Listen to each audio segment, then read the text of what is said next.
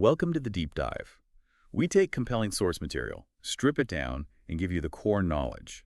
Today, we're looking at a path to success that, well, it really cuts against the grain of how we usually think about getting ahead. That's right. We're exploring non-confrontation and this idea of sakmam, which translates roughly to soft power. Our main source is excerpts from Bimot Kunuk, Sakmam Va Tan Kang, The Secret of Water, Soft Power and Success. And the goal here is to see how the principles described in the text, using water as a metaphor, can help achieve Dankong's success without resorting to, overt force or aggression. Exactly. It's about understanding water not just as, well, H2O, but as a kind of blueprint for navigating life and work effectively, especially in complex situations where force often backfires. And right off the bat, we hit this fascinating paradox. Water is presented as the ultimate example of flexibility, of yielding. It always finds the lowest point, takes the shape of its container. The softest thing imaginable, really. But then, the text claims that when this super flexible, yielding thing goes up against the firm and the strong thing, rocks, mountains, rigid systems, it's completely unstoppable.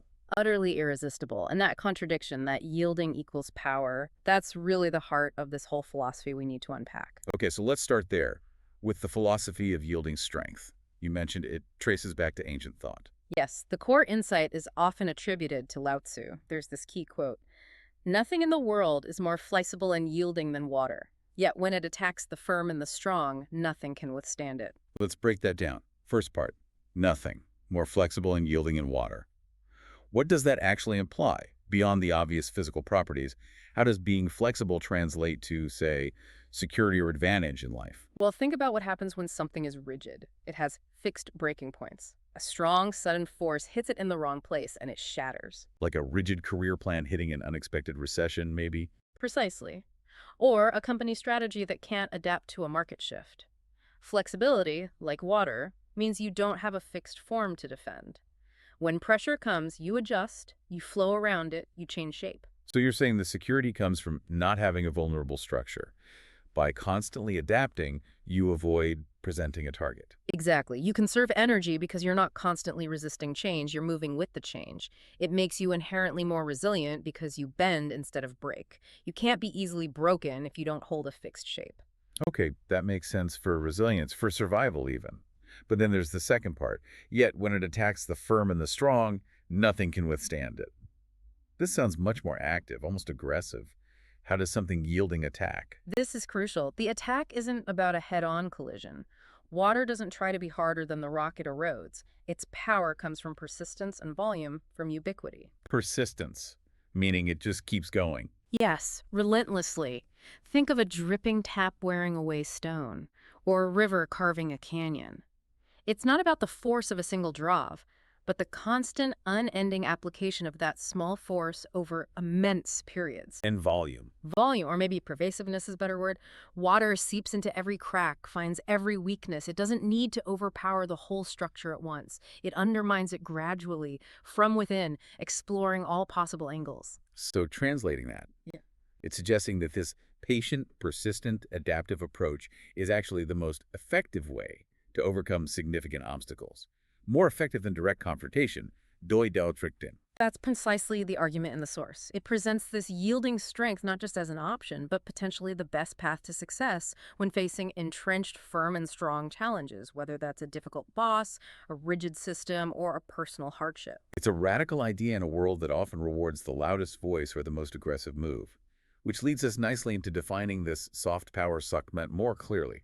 How does water embody it differently from traditional hard power? Well, hard power is pretty straightforward, isn't it? It's about command, control, using force or threats or direct incentives to get what you want. Think military strength, economic sanctions, or even just pulling rank in an organization. Visible, immediate impact, like using a hammer. Right. Soft power, as exemplified by water, is different. It's more about attraction, influence, and co-option.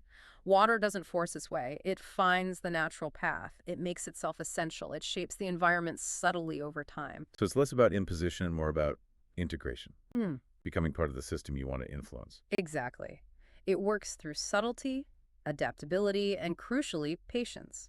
It's power that arises from your inherent qualities in your approach, not from external tools of coercion. You mentioned two key components the source highlights for this: lean hot flexibility, which we've touched on, and kin-hun patience. Let's dig into patience. How does patience function as a strategic tool, especially when we're all pushed for quick results? Patience is what gives flexibility its power over time. Flexibility lets you adapt to immediate pressures, sure, but patience allows you to maintain that adaptive stance long enough for your persistent efforts to bear fruit, or for the environment itself to shift in your favor. Can you give an example? Think about trying to change a deeply ingrained corporate culture. A hard power approach, issuing new mandates, firing people often creates massive resistance and fails. The soft power approach is patient, Meaning? meaning you introduce changes gradually, you build alliances, you model the behavior you want to see, you adapt your tactics based on the resistance, and you wait for opportune moments like a leadership change or a crisis that highlights the need for your approach. You're playing the long game. So patience isn't just waiting around, it's active waiting. Yeah. Strategic persistence. Absolutely. It requires confidence that the flowing approach will work eventually. It means resisting the urge for that immediate, potentially costly confrontation just to feel like you're doing something. You're doing something, you're applying consistent adaptive pressure. But what about genuine urgency? What if there's a crisis now? Doesn't soft power sometimes mean you're too slow, too passive? The philosophy would argue that even in a crisis, a head-on fight often makes things worse. Think of that flooding river again.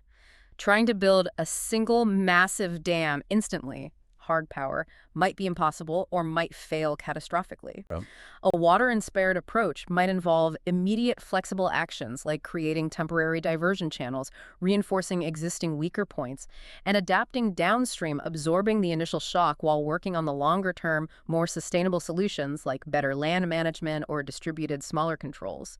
It's about managing the immediate impact without locking into a single brittle solution. let's make this concrete.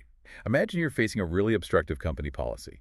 Hard power is maybe complaining loudly, demanding change, hitting that wall head on. What does the soft power, the flowing approach look like in practice there? Flowing means you accept the policy as part of the current landscape, like a rock in a stream. You don't waste energy trying to smash the rock immediately. Instead, you look for ways around it. Like what? Can you achieve the same goal through a different process? Is there a loophole? Can you reframe your project so the policy doesn't apply? Can you collaborate with another team that isn't blocked by it? You find the path of least resistance to your objective, bypassing the direct obstacle. And you mentioned flexibility makes you less resistant to change. How does that play out here? If you're busy fighting the policy head on, you're invested in that fight. When the environment inevitably changes, maybe the policy gets reviewed or a new system makes it irrelevant, you might be stuck in your oppositional stance. Whereas the flowing person, The person who flowed around it has already moved on. They found workarounds, achieved their goals anyway, or adapted their methods. The policy changing doesn't disrupt them because they weren't defined by their resistance to it. Their energy was always focused on forward movement, adapting to whatever landscape they found themselves in. that makes a lot of sense, conserves so much energy. This brings us to the practical strategy itself. Learning how to chai, to flow around chung ai vat, obstacles, instead of kogam fava chung, trying to break them. Yes, this is where the philosophy becomes really actionable. Flowing isn't passive, remember. When water hits an obstacle, it actively probes. It looks for the easiest way forward, a dip, a crack, a path around. So in human terms, that means actively seeking alternatives. Actively seeking and creatively exploring alternatives. If your direct manager is blocking your initiative, flowing means you don't just keep banging on their door. You might explore presenting it to a different committee, finding a sponsor in another department, gathering data to make your case through official channels that bypass that specific manager. You use the existing system's pathways. So if you're dealing with, say, a difficult colleague who acts as a gatekeeper, Instead of constant arguments, you flow. Maybe you establish clear, documented communication protocols so their obstruction becomes obvious. Maybe you find alternative routes for information or approvals. Maybe you build relationships with their peers or superiors, subtly shifting the power dynamic so their gatekeeping becomes less effective over time. it sounds like it requires a lot more subtlety and maybe strategic thinking than just direct confrontation. It does, but think about the psychological benefit. Direct confrontation is draining. It creates stress, conflict, burns bridges. Flowing around conserves your emotional and mental energy. You stay focused on your goal, not on the fight. The obstacle might expend its energy trying to maintain its rigid position while you've already moved past it. That's a powerful image. You're putting 100% of your resources into progress, while the confrontation approach splits resources between progress and fighting. Exactly. You're optimizing for forward momentum and energy conservation. Okay, but let me push on this a bit. Are there times when flowing isn't the right approach? What if the obstacle isn't just inconvenient, but genuinely harmful or unethical? A policy that enables discrimination or a colleague whose behavior is toxic? Doesn't avoiding direct confrontation sometimes mean enabling harm? That's a critical question. The philosophy, as I interpret it from the source, still doesn't advocate for direct, forceful breaking as the primary method. It advocates for transformation. If an obstacle is truly harmful, the water approach isn't to ignore it, but to relentlessly undermine its foundations. Yeah, so. You still flow, but perhaps the flow becomes more focused, more pervasive. You gather data, you document harm, you build coalitions, you use established procedures like HR, ethics reporting, you shine light on the issue systemically. You work to change the environment that allows the harmful obstacle to exist. So you're still not engaging in a direct power struggle with the obstacle itself, but you're working to make its position untenable. Precisely. You don't validate its strength by trying to match it head on. You make it irrelevant or unsustainable by changing the conditions around it. It's still about persistence and finding the points of leverage, but the goal becomes dissolving or transforming the obstacle through sustained systemic pressure rather than a single risky confrontation. That's a key distinction. Trying to break something acknowledges its power. Flowing around it, or working to dissolve it systemically, shifts the focus entirely onto your path and your goal. The obstacle becomes just a feature of the terrain you navigate. And that mental shift is incredibly freeing. You stop being defined by the problem you're fighting and start being defined by the goal you're moving towards. That, the source suggests, is a core element of achieving the Kong success. Which brings us to the synthesis. The source calls this inherent suppleness, this yielding nature momdoi, the actual chia ko, the key to overcoming maya kan, all difficulties. How does this seemingly soft quality become the master key? Because it fundamentally changes the nature of resilience. We often think resilience is about being tough, bouncing back after being hit hard. The water principle suggests true resilience is about being so adaptable that you don't get hit hard in the same way. You absorb and redirect force rather than resisting it rigidly. So, difficulties can't gain purchase. Exactly. A firm and strong difficulty relies on meeting resistance. If you yield, adapt, and flow, the difficulty's strength becomes, in a way, useless against you directly. It can't break what doesn't rigidly oppose it. This allows you to endure, to persist, and ultimately to outlast challenges that would shatter something brittle. So, bringing together the three core elements we've discussed, flexibility, patience, and non-confrontation, this forms a kind of unified strategy for navigating life, especially the modern professional world. It really does. It's less about mastering one specific skill set that might become obsolete and more about mastering the meta skill of adaptability itself.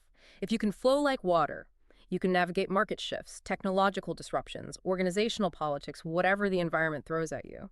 You remain effective because your core strength is adaptation. And how does this soft strength work specifically against those who rely on being firm and the strong? How does water wear down the rock? The rock's strength is its rigidity, its resistance. Water doesn't challenge that directly. It offers no resistance initially, just flows around. But through constant presence, finding weaknesses, and the sheer volume of patient effort, it surrounds, infiltrates, and eventually wears down or undermines the structure. The rock fails not because the water was stronger in a direct clash, but because the water was perfectly adapted to exploit the rock's inherent weaknesses over time. Its strength couldn't find anything solid to push back against effectively. So the ultimate lesson here, the main takeaway for you listening, is that success, according to this philosophy, isn't found by proving you have more brute force than the obstacles you face. No, not at all. It's found by adopting the qualities of water: constant movement, relentless adaptability, strategic patience, and the wisdom to flow around or subtly undermine obstacles rather than engaging in costly, head-on battles. A truly different way of thinking about power and effectiveness. In summary, then, this deep dive into the wisdom of water, its Sikman Mem, offers a profound and practical strategy for achieving success. It's rooted in ancient observation but feels incredibly relevant today. It teaches that true, lasting power comes from flexibility, patience, and the intelligent application of non-confrontational approaches. Which leaves us with a final thought, something for you to consider. If, as this philosophy suggests, confronting a problem directly often just validates its power and drains your own resources, what challenge in your life, what seemingly insurmountable obstacle at work or home could you start to overcome, not by fighting harder, but by choosing, starting today, to flow around it instead?